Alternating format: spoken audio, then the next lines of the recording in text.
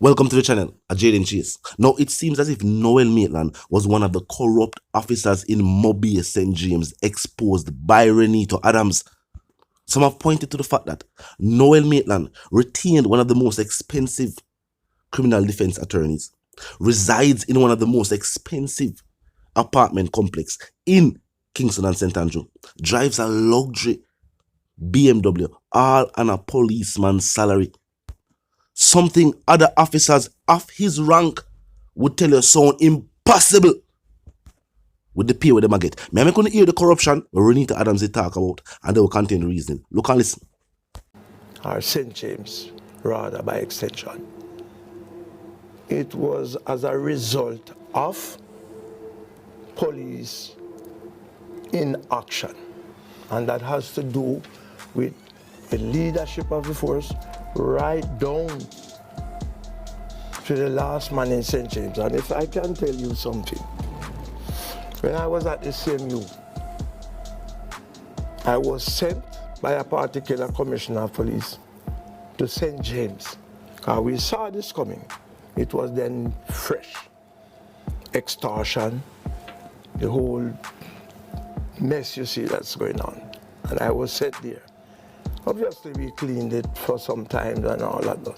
But what was ironic, and I did what you would call unscientific research. Talking to the people, making my observation, going into the station compound, asking for certain people who were wanted, and everything. So why would and I never got one support. What I found out is that almost 80% of the policemen and women there were involved in some form of corruption. And I came back and I wrote a report to the Commissioner of Police, what I observed, and recommended for these people, the whole Western Montego Bay, and many of the Western parishes, for the policemen and women to be transferred. And nothing happened? And nothing happened. A few were transferred. And whether it was politics, for whatever reason, I have my own opinion, they reached back to Montego Bay. But I'm telling you, if I were appointed the Commissioner of Police, I have a massive rotation, transfer, reversion, demotion to be implemented in the western section of Jamaica, St. James, but Mr. Adam, Westmoreland, Hanover. Many years and if you were to allow me, sir, I am promising you that not one under my watch would be sent back to Montego Bay. And I can promise you that if anybody, whether from the political directorate or from wherever they are coming from, wanted someone to be sent back, we have a thing where you call police force orders, that you would have put these transfer and revert them, revert your action. Anybody would have to, anybody seeking for them to be sent back to Montego Bay would have to sign that force order themselves.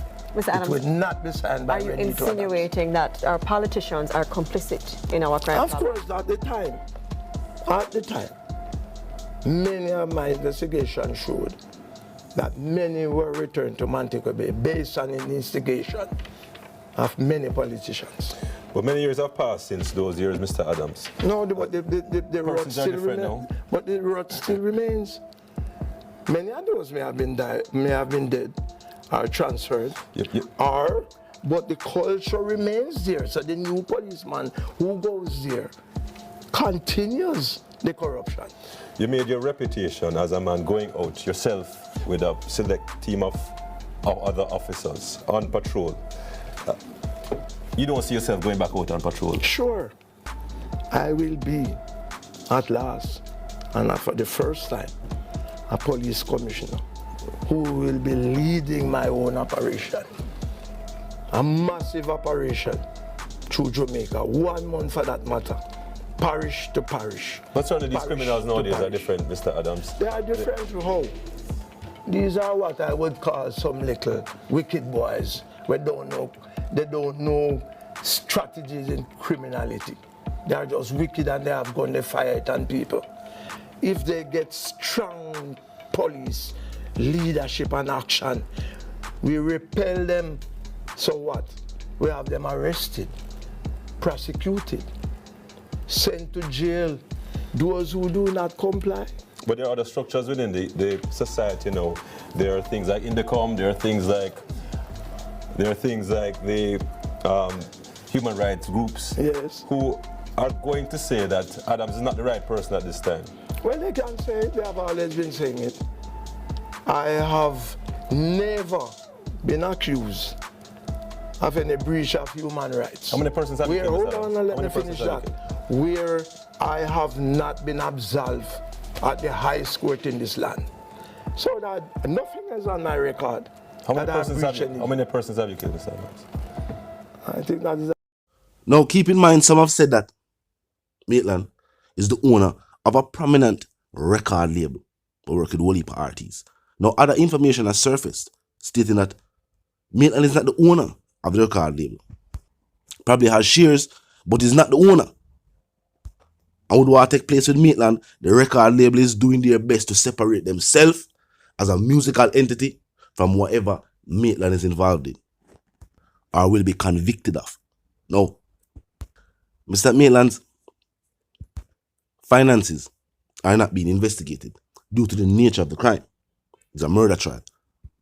But some have stated that all of these criminal actions of Maitland has pushed the state to believe that based on the evidence and the evidence in other criminal investigations that probably don't pertain to this murder trial, them believe Maitland guilty. Them go as far as to charge Maitland with obstructing burial. Now, if the charges are Maitland took the life of Donna Donaldson, tried to cover up the crime to the best of his capabilities, and then hid the body. These are the charges against Maitland. And then for additional charges to be placed against him, saying that he must stop the burial from take place, means that the state appoint out the fact that Maitland knows where Donnelly is and refuse to cooperate and tell the state. And while the state is still searching, they are saying that they believe, investigators believe that Noel Maitland has the information where them out there search for. Him know. They must say him do it. And while some people are saying this is a simple statement, we have never heard a state judge, while still being a judge, say that an officer's training within the force and his years of experience in the force has helped him to commit a murder, commit criminal activity. We have heard people say it all the while. Say, we're going with crime and violence on the island, and the reason why certain efforts by the security forces and not what the people are, the security forces themselves would have want the operation to go because of certain criminal forces within the force itself. And these individuals make policing 10 times as hard for the hard-working members of law enforcement. Because they are hard-working members of law enforcement. Keep in mind, we have never heard of a mass wave of Jamaican members of the security forces getting visas and just leaving. We never hear of a mass recruiting go on, and after the first year, all the people who turn police get visa and fly out. No, most people continue to do the job, despite issues with the wages. And where some people say, yo, tell them for hustle. No, we're not telling them for hustle. It help expand the corruption. We are saying the state need to get it right. Help entrepreneurs create bigger and better businesses. So more tax can pay, and we can pay the security forces the right way. Equip them the right way. Them can have them body cam. We can have the cam them on the street lights. And some say wishful thinking. But truth be told, no wishful thinking. There are countries who can look upon as examples. Where people talk about Singapore. Singapore is not always a wealthy country. It was a country that had the resources needed, just like Jamaica. Just like how Jamaica have tourism, we have agriculture, we have culture itself. Very few countries can tell us that them export culture. Jamaica exports culture, music and cuisine. Jamaica even export a belief system. Would you believe? Rasta. That is now across the world. Jamaica export even that. We have the resources needed. But like Singapore, the people along with the leadership of the country have to have an aim in mind. Truth be told, right now, Jamaica as a whole not have no aim in mind. People want better, but them not have no clear path to it. And none is being presented to them. And remember, restrictions are not how you create growth. So if poverty has fueled crime and violence, locking down these communities will not make it any better. But the solution can be found if I hit the people I'm really a search for. So it is no longer hearsay where I say members of the security forces are involved in criminal activity. Noel Maitland, a former member of the JCF, has been charged for the murder of Donna Donaldson, the cover-up of said crime, and also hiding the body. This is a long-serving member of law enforcement. You see, North America captured a member of law enforcement and said she was the head of a syndicate where I deal with certain substances and certain things. Talk to me in the comment section, of course, until we reason again. Live, love, and prosper. Stay tuned.